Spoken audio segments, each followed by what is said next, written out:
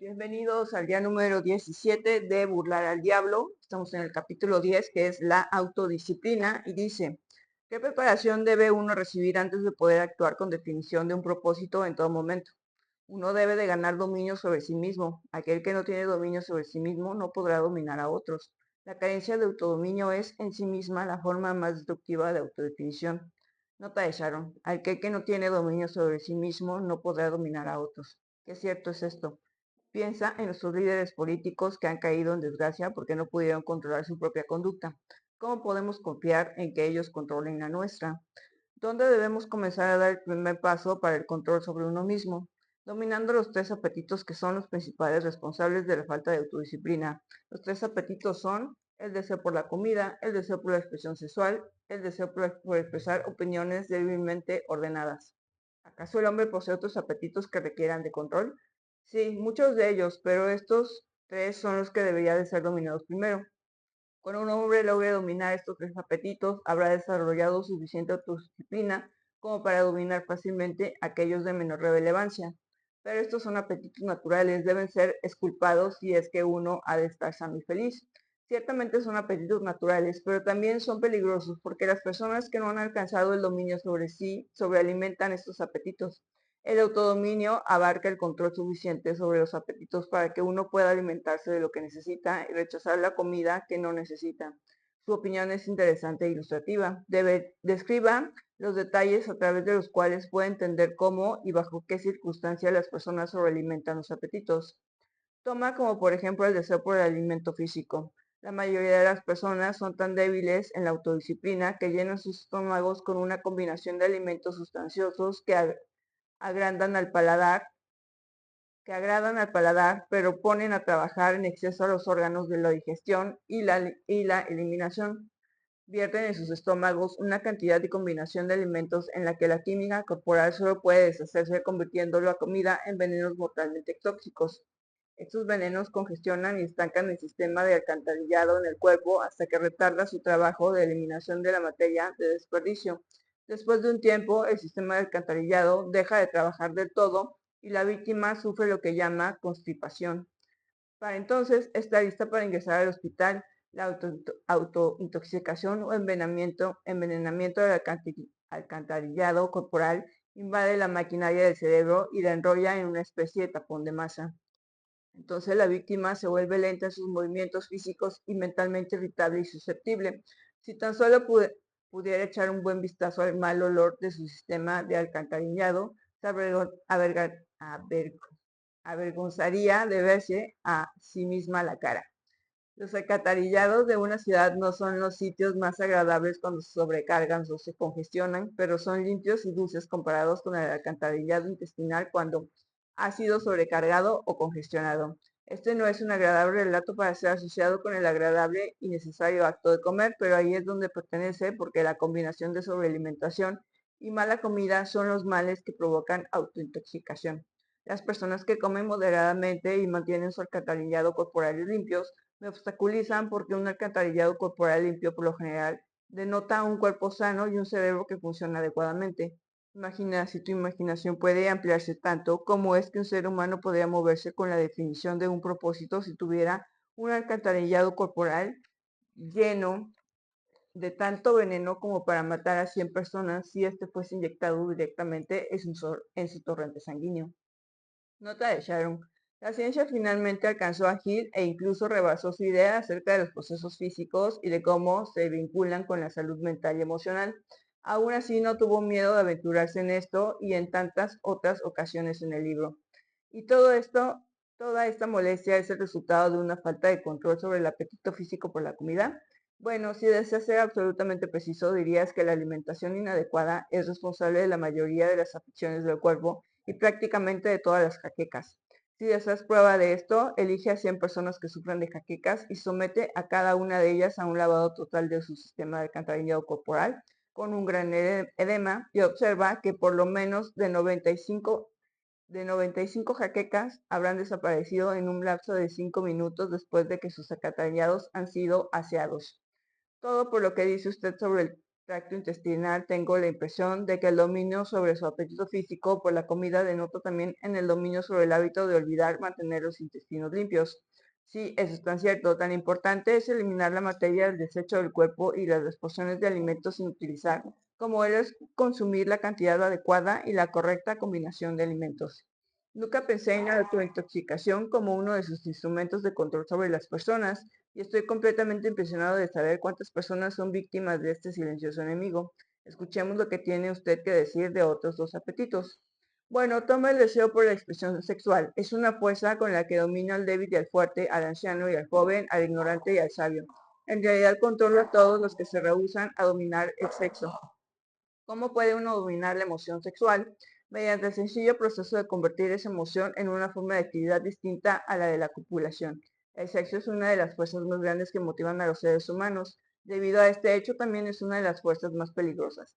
Si los humanos controlaran sus deseos sexuales a la mitad del tiempo que desperdician en ir tras el sexo y los convirtieran en una fuerza propulsora con la cual seguir adelante en su ocupación, nunca conocerían la pobreza. ¿Debo entender qué quiere usted decir que existe una relación entre el sexo y la pobreza? Sí, cuando el sexo no se encuentra bajo un control absoluto, si se le permite llevar su propio curso, el sexo rápidamente nos llevaría al hábito de la indecisión. ¿Existe alguna relación entre el sexo y el liderazgo? Sí, todos los grandes líderes en cada ámbito de la vida están muy sexualizados, sin embargo, siguen el hábito de controlar sus deseos sexuales, convirtiéndolos en una fuerza impulsora en su profesión. ¿Es el hábito de sobreindulgencia en el sexo tan peligroso como el hábito de consumir drogas o alcohol? No existe diferencia alguna entre estos hábitos. Ambos conducen al control hipnótico a través del hábito de la indecisión. ¿Por qué el mundo considera el sexo como algo vulgar?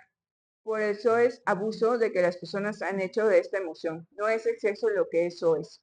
Es el individuo que se rehúsa o se niega a controlarlo y a dirigirlo.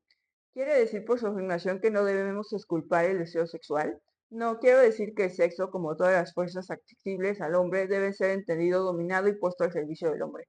El deseo por la expresión sexual es tan natural como el deseo por la comida.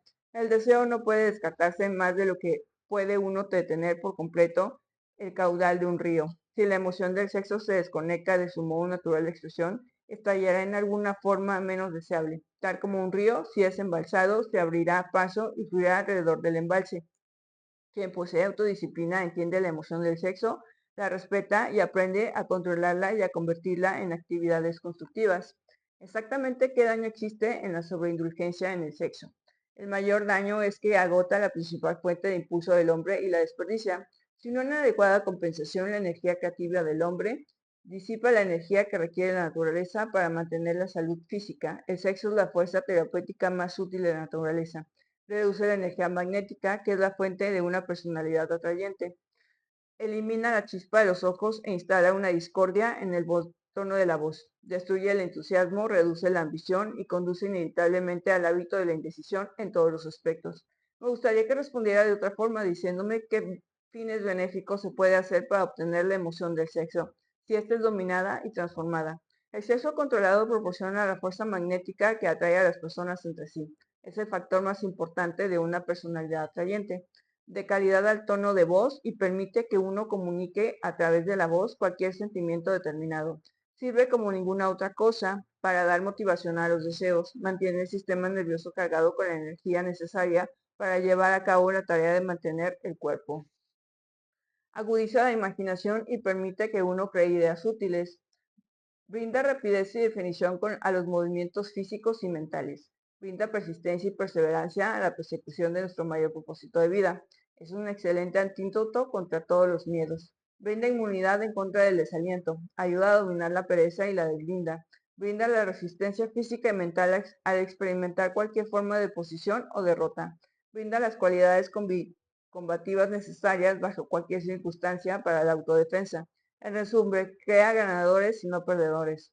¿Son todas las ventajas que usted proclama para la energía sexual controlada? No, esos son solo algunos de los beneficios más importantes que ofrecen. Quizás algunos pensarán que la mayor de las virtudes del sexo es que se trata del método natural de perpetuación de los seres vivos. Solo esto debería eliminar toda idea de que el sexo eso es. Concluyo por lo que usted dice que la emoción del sexo es una virtud y no un defecto. Es una virtud cuando es controlado y orientado a la adquisición de los bienes anhelados. Es un defecto cuando es desatendido y se le permite que conduzca a actos de lujuria. ¿Por qué los niños no aprenden estas verdades por parte de sus padres y las escuelas públicas? El descuido es producto de la ignorancia sobre la verdadera naturaleza del sexo. Tan necesario es para mantener la salud que uno pueda comprender y utilizar adecuadamente la emoción del sexo, como es mantener limpio el sistema de alcantarillado corporal. Ambos temas debían ser impartidos en todas las escuelas públicas y en todos los hogares donde hay niños. No es necesario acaso la mayoría de los padres instrucción, no es, no, no necesaria ¿Necesitarían acaso la mayoría de los padres instrucción sobre el adecuado funcionamiento y uso del sexo antes de poder adiestrar de manera inteligente a sus hijos? Sí, y también los maestros de escuelas públicas. ¿Qué nivel de importancia le daría usted a la necesidad de tener un conocimiento veraz sobre el tema del sexo? Es la segunda en la lista. No hay más que algo de mayor importancia para los seres humanos que el pensamiento certero. El diablo dice, no hay más que algo de mayor importancia para los seres humanos que el pensamiento certero. Puedo entender que está diciendo que el conocimiento sobre las tres funciones del sexo y la habilidad para pensar atinadamente son las dos cosas de mayor importancia para la humanidad. Eso es lo que intentaba que comprendieras. El pensamiento veraz surge primero porque es la solución a todos los problemas del hombre, la respuesta a todas sus oraciones, la fuente de la opulencia de todas las posesiones materiales. El pensamiento veraz es apoyado por la emoción sexual adecuadamente controlada y dirigida porque la emoción sexual es la misma energía con la que pensamos. Comienza por aquellos que desean que la autodeterminación esté lo suficientemente dispuesta a pagar el precio. Nadie puede ser completamente libre, espiritual, mental, física y económicamente sin aprender el arte del pensamiento veraz. Nadie puede aprender a pensar acertadamente sin incluir como parte del conocimiento necesario la información sobre el control de la emoción sexual a través de la transformación. Será una sorpresa para muchas personas saber que existe una íntima conexión entre el pensamiento y la emoción sexual. Hablemos ahora sobre el tercer apetito y veamos lo que tiene que ver con la autodisciplina. El hábito de expresar opiniones débilmente ordenadas es uno de los hábitos más destructivos. Su destructividad consiste en la tendencia a inducir a las personas a especular en vez de buscar los hechos al formar opiniones, crear ideas u organizar proyectos. El hábito desarrolla una mente de saltamontes, aquella que salta de una cosa a otra, pero nunca concreta nada. Y por supuesto, la importancia en la expresión de opiniones conduce al hábito de la indecisión. De ahí hay solo un paso o dos para verse atrapado por la ley del compás hipnótico, la cual coarta el pensamiento acertado. El diablo dice, el hábito de expresar opiniones débilmente ordenadas es uno de los hábitos más destructivos. Porque, ¿qué otras desventajas existen en la libre expresión de las opiniones? Las personas que hablan demasiado le informan al mundo sobre sus metas y sus proyectos y les brindan a otros la oportunidad de sacar ventaja de sus ideas. Los hombres sabios conservan para sí sus planes y se abstienen de expresar opiniones no solicitadas. Esto evita que otros se apropien de sus ideas y les hace difícil a otros el interferir con sus planes. ¿Por qué tantas personas se entregan al hábito de expresar opiniones no solicitadas? El hábito es una forma de expresar la egolatría y la vanidad. El deseo por expresarse es algo innato en las personas. El motivo que se oculta detrás del hábito es atraer la atención de otros e impresionarlos de manera favorable. En realidad causa el efecto contrario. Cuando el hablante que no ha sido invitado atrae la atención, por lo general es desfavorable. ¿Qué otras desventajas tiene este hábito? La persona que insiste en hablar raras veces tiene la oportunidad de aprender escuchando a los demás. Pero no es verdad que un interlocutor carismático generalmente se coloca en el camino de la oportunidad para beneficiarse a sí mismo, atrayendo la atención de otros a través de sus poderes de oratoria.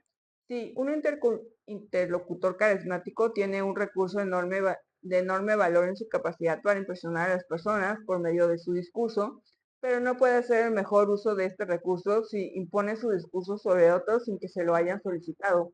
Ninguna sola cualidad se añade más a nuestra personalidad que la habilidad para hablar con emotividad, fuerza y convencimiento. Sin embargo, el interlocutor no debe imponer su discurso sobre otros sin ser invitado a hacerlo. Existe un viejo dicho sobre el que nada más vale que su costo actual.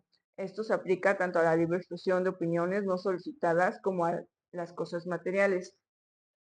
¿Y qué hay sobre las personas que ofrecen sus opiniones expresándolas por escrito? También ellas sufren la falta de autodisciplina. Una de las peores plagas sobre la tierra es la persona que escribe cartas no solicitadas a las personas importantes, los funcionarios públicos, las estrellas del cine, los hombres que han triunfado en los negocios o que han escrito libros populares y las personas cuyos nombres aparecen frecuentemente en los diarios. Son asediados continuamente por personas que escriben cartas expresando su opinión sobre todos los temas.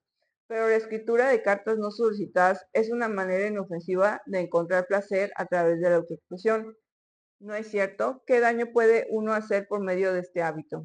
Los hábitos son contagiosos. Cualquier hábito atrae a sus semejantes. El hábito de hacer algo que resulta inútil conduce a la formación de otros hábitos que son inútiles, en especial el hábito de la indecisión. Pero esos no son todos los peligros que se asocian con el hábito de dejarse llevar en la expresión de opiniones no solicitadas. El hábito crea enemigos y pone en sus manos peligrosas armas con las cuales puede causar un gran daño a aquel que se entrega a este.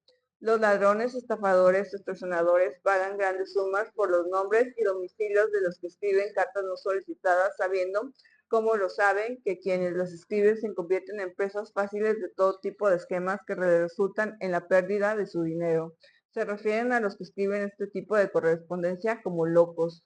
Si deseas saber lo tontas que son las personas que escriben cartas no solicitadas, lee la columna de locos de cualquier periódico, la columna en la que el diario publica las opiniones de sus lectores, y verás por ti mismo cómo los que escriben estas cartas enemistan a las personas y atraen a la posición. No tenía idea, su majestad, de que las personas se metieran en tantos problemas a través de la expresión no solicitada de sus opiniones. Pero ahora que ha sacado el tema, recuerdo haberle escrito al editor de una importante revista una carta de crítica no solicitada, la cual me costó una buena posición en su personal con un excelente salario. Ese es un ejemplo idóneo. El lugar adecuado para aprender la autodisciplina es justo donde estás parado. La manera de comenzar es reconociendo la verdad acerca de que no hay nada para bien o para mal a largo plazo, a lo largo de miriadas de universos, excepto el poder de la ley natural. No existe individuo a lo largo de miradas de universos con el mínimo poder para influir a un ser humano, excepto la naturaleza y los seres humanos mismos. No existe ser humano que viva, que haya vivido y que llegue a vivir con el derecho o el poder para privar a otro del privilegio innato del pensamiento libre e independiente. Dicho privilegio es el único sobre el que cualquier ser humano puede tener control absoluto. Ningún ser humano adulto pierde jamás el derecho a la libertad de pensamiento, pero la mayoría de los seres humanos pierden los beneficios de este privilegio, ya sea por negligencia o porque les ha sido arrebatado por sus padres o tutores religiosos antes de alcanzar la edad de la conciencia. Estas son verdades evidentes, no menos importantes porque te enteraste por el diablo de lo que serían si te hubiesen enterado por mi oposición.